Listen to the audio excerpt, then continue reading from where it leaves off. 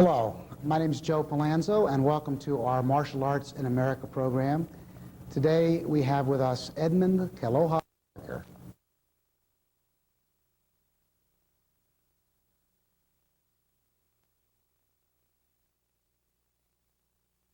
He is considered because he was the first man to actually develop a style of karate that was born in the United States. He's a well-known author, has appeared in quite a number of motion pictures. He's the president of the IKKA, which is an international karate organization. Has taught many celebrities, Elvis Presley, Elizabeth Taylor, Frank Sinatra.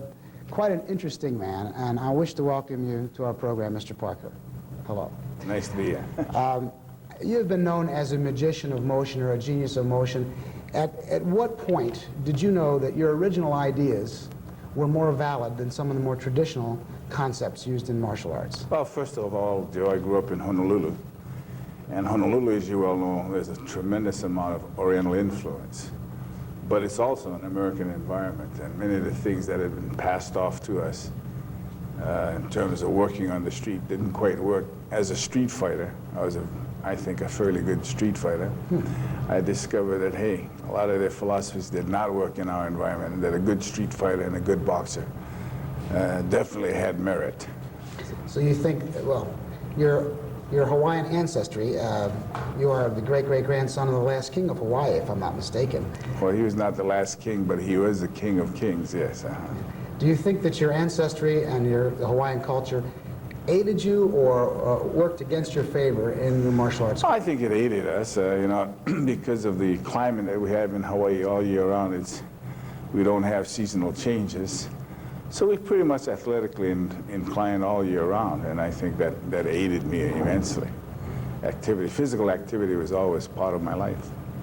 When you started your martial arts career and brought it to the United States, did you foresee at that time the tremendous explosion? You did open the first commercial karate school in the United States. I mean, did you ever dream in your wildest dreams? Yes, I did. And not only dreamed it, I still feel that that dream has yet to be fulfilled. And it will be very shortly.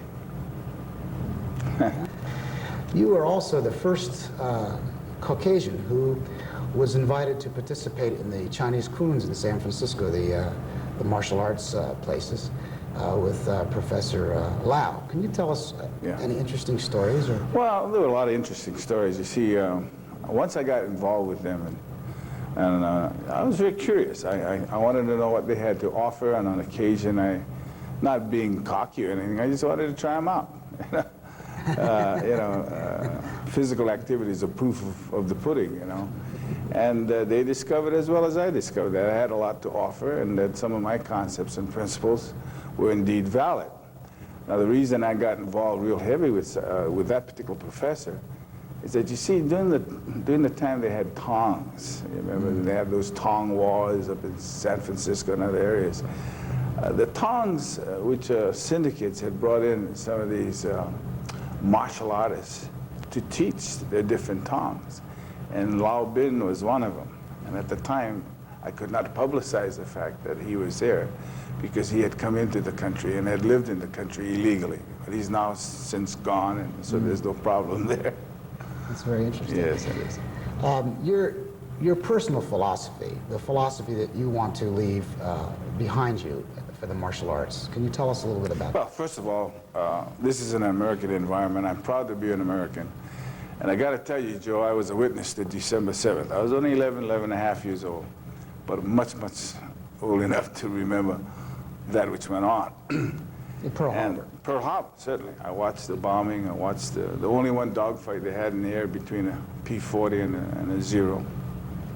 And I was almost killed. Shrapnel just missed me within a fraction of an inch. But the thing that prompted me to do this is the fact that, hey, I think that the American nation is a great country to live in after visiting all the different countries in the world, having schools all around the world, that my main concern and the philosophy is for the youth of our nation with what's going on today in terms of drug scene and everything else. I mean, if some of these kids want to get their kicks, come see me. I'll give them all the kicks they want.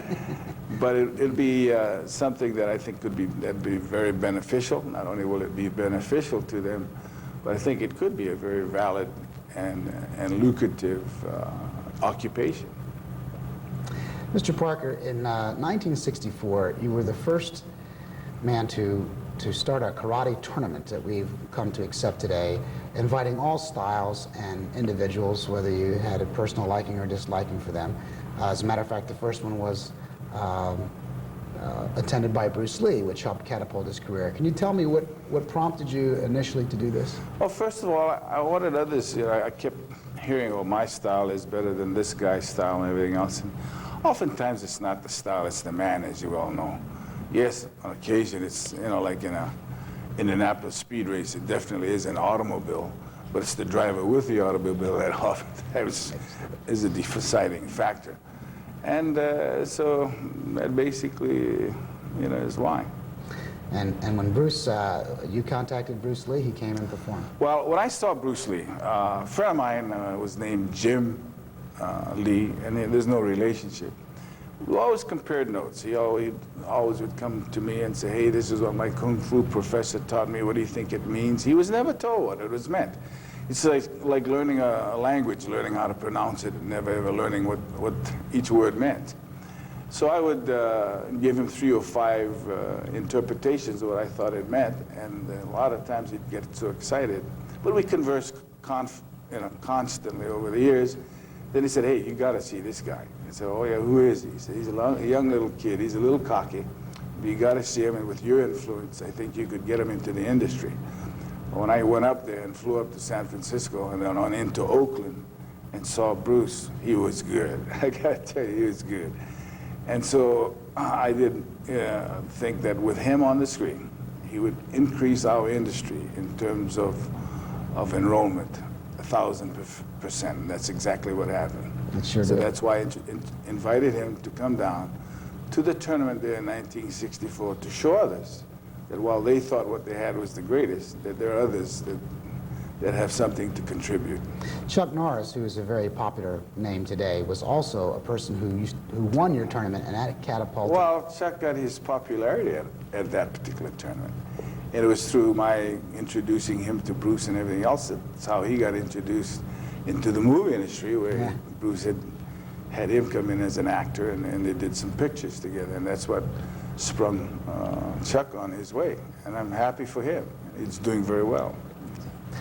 Mr. Parker, you've authored a number of books, your earliest books in the early 60s, but you have a current book that's about to be released called The Zen of Kempo. And can you tell us a little bit about it? Well, the Zen of Kempo is more or less the modern philosophy that I have been perpetuating through my students. And you got to remember, we're a Christian culture, and there are many things that have come from the Orient that are valid, in my opinion, but there are others that touch on religion in terms of Buddhism and everything else that's contrary to my beliefs, period. So that's what the Zen of Kempo is. It's my philosophy of Kempo and statements and sayings related to the art. We're familiar with the innovations of Kempo. Do you see, as you travel around the country, other styles evolving and how they possibly? Well, see, I think I have developed a very complete system. That's the whole thing. Whoever invented the numerical system, all you had to learn was 0 to 9. And from that, all other, combinations evolve from 0 to 9. And I think I have introduced a more complete system.